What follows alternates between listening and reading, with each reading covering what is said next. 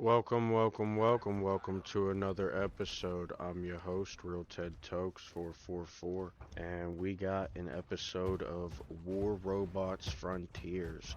I'm playing on Xbox Series X console edition, so if you want to know, that's what we are playing this on. That's what this is from a live stream I did. Don't know when this one was from. I didn't mark down what day the stream came from. But as you can see, we're going to get right into it. We got a good match here. We got a good match because we got some players that actually play, and it provides a little bit of playability that we don't get all the time because we don't usually have them types of players playing beside us, or with us for that matter. We usually have to play for the team, and that can get a little boring and honestly kind of lame to POVC because you don't really see any of your teammates making plays. It's just you making plays, whether succeeding or not. It's just you making plays against the enemies, and that's not what the game is.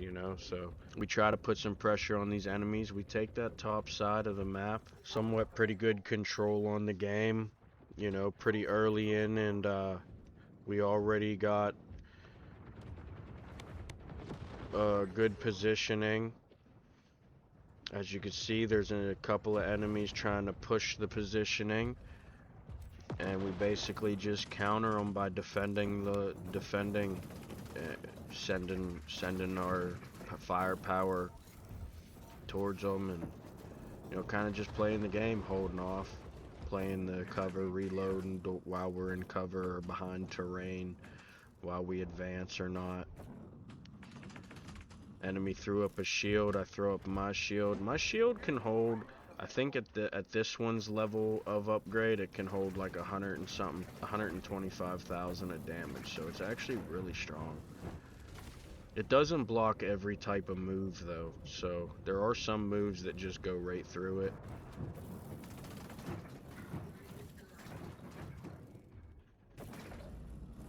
We're trying to hold the position here, keep some of the attention of the enemies while distracting them at the same time. We got good health. We got good shield. We're working the shield a little bit. We got some teammates actually showing up to participate a little more frontline-y style.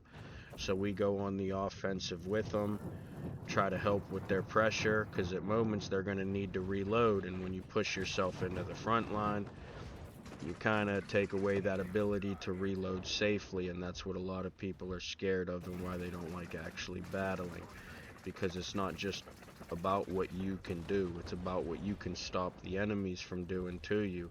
It's about what you can do while the enemies are trying to do stuff. It's about what you have to do just to be able to do what you want to do, if you can, because some people are going to do what they want to do and it be the wrong thing. That's the beauty in being able to know the difference between a teammate or not, or somebody scamming a situation or not, especially whether selfishly or not. But we got a teammate putting some good pressure on these enemies. We try to reinforce that with them, with the guns, with the weaponry I'm using. I have pretty good impact ability.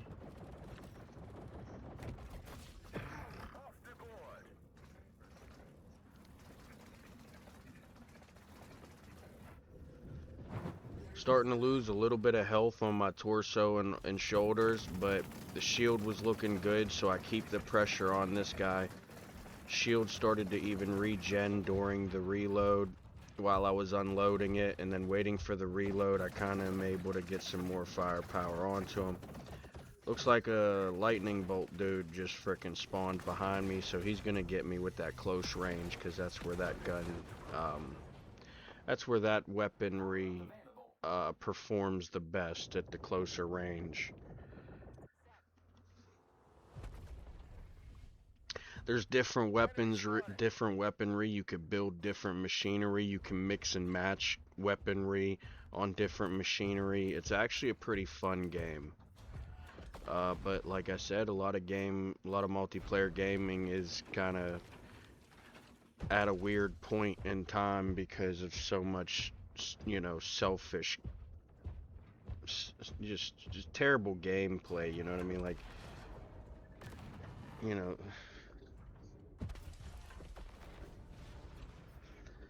like if someone took the description of the descriptory or descriptor, whatever, if someone made a description of the expressive nature of the actual player, let alone player base and player individually, it wouldn't look good for a lot of players these days because of the mass players. Like, even if you are a player that really pushes yourself to become better or make the game, or play the game, you know what I mean? Like, because we know what I'm saying when I say play the game.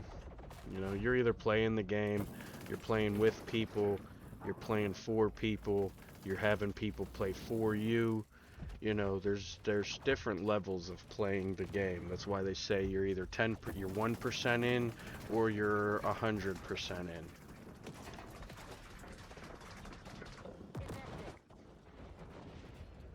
Starting to lose a couple machines now. We're down to 3 of them. But if I take a look up here, we can see we're 25 of our home team machines, and there's only 20, well, now 19 of the enemy machines left. So we have a pretty good chance at beating them here. We're 5 machines up, 6 machines up. I still have 3 of them. We also gain a number if somebody earns their Titan. It'll add 1 to it. Like, as soon as you'll see the number go up by a number once in a while. Sometimes the number of machines left for the team will go up a number because somebody earned their Titan.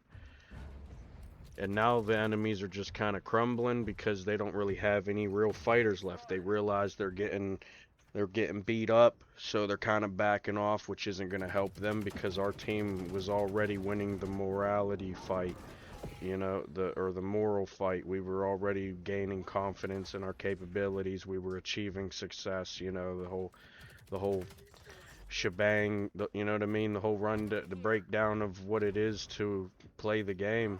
They're achieving it. They're succeeding at it. So I don't really see them slowing down at all, right?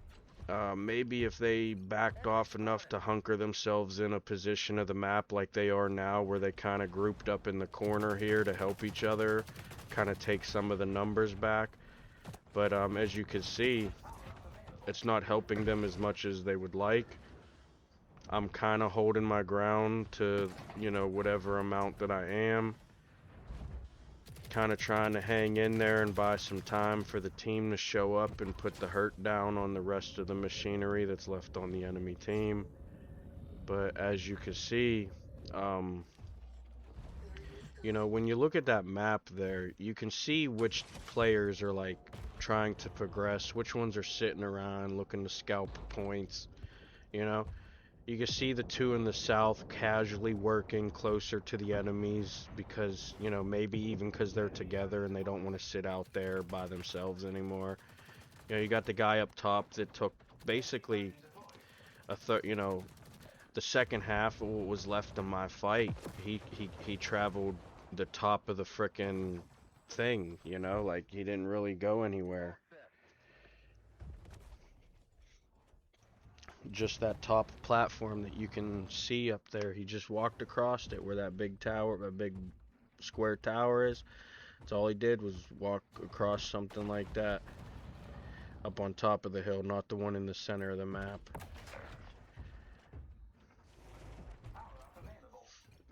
But as normal, we take another machine if we got it, and we go out to battle. The enemies are at a point now where they're pretty low in numbers, so the chance of them making any real team presence power is kind of slim. They're going to have a bunch of people scattered. Even if they're together, they don't got much of a chance left, so it's not like any of them are going to choose to be the meat shield for the rest of the team, given their confidence level in their survivability, actual survivability, not just the time it takes you to destroy a machine or eventually let the enemies destroy your machine, whatever the case may be, Here we go, slamming into this thing with our makeshift harpy. Tries to push us. I think we missed. Did we miss that shot?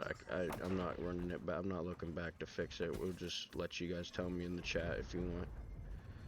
He's definitely trying to make a play on me, but I'm ready. We reposition, try to not get somebody hits us with a like a pulse grenade or something, and it kind of pushes us around, and then he misses his shot. So if he did that to himself, that was kind of foolish. But I think he hit us with an ability there and then missed his shot because of it. So that kind of sucks. Not a level of participation or performability that really expresses a skill level that I'm concerned with competing against, you know? It's not going to make me better. I kind of already know I'm better than that. If my enemy was to do that to me, it's kind of just giving me an advantage where you probably shouldn't be.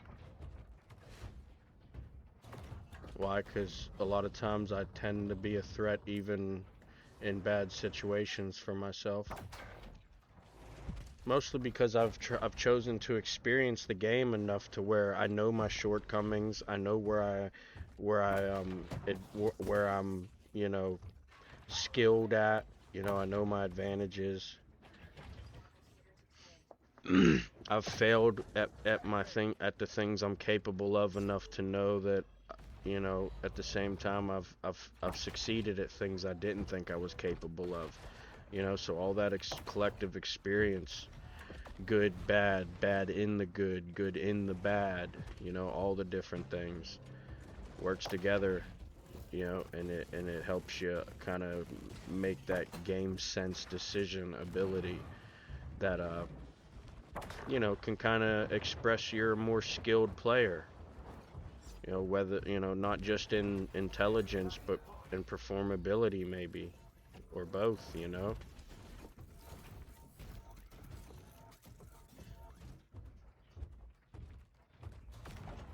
Kind of looking for the last few machines to clean up. We send a shot up at that top thing, maybe squish somebody real quick. Probably not, because that first shot was a warning shot and they probably prepped for it. If there was even anyone up there. Looks like we got the last machine right there. And that's that one, folks. You can check out the rewards board. Check out another episode if you want. Not too bad. Team was actually participating that time. It wasn't first or last, guaranteed, because of how I play. So I like that out of these players. That time was a good match.